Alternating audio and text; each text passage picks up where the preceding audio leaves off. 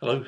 Sorry we can't be with you this week, but I've just set up a series of short videos and some longer clips that you can watch on YouTube and a bit of reading for you to really put in place, finish off what we were talking about last week in relation to human rights and begin to get you to think about some of the concepts that we're going to be dealing with in the next few weeks when we come on to looking at education for peace.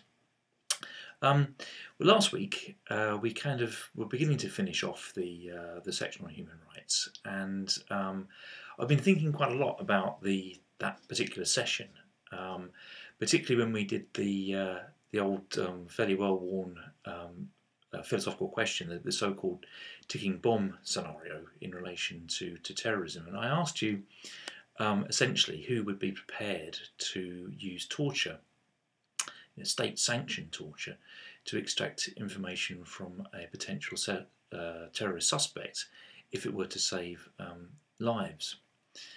And I was quite surprised that virtually everybody in the room put their hand up at the beginning of that scenario.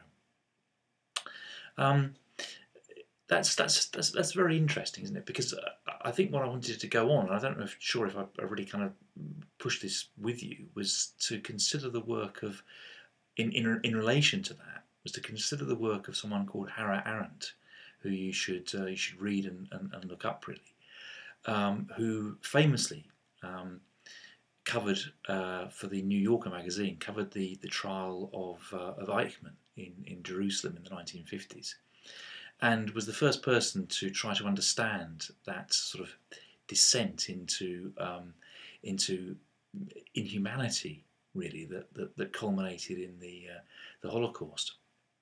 And she was the person that famously coined the term the banality of evil. In other words, it's very easy for us all of us, to slip, really. We may be able to justify an action in one scenario, but slightly change the scenario. Can we still justify it? And then change it again. Can we still justify it? And push it and push it and push it until eventually you just get used to it. And that's what she meant by this sense of banality.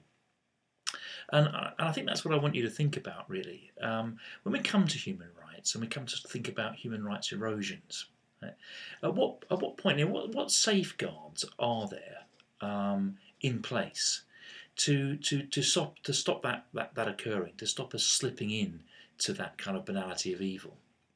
How do we stop ourselves?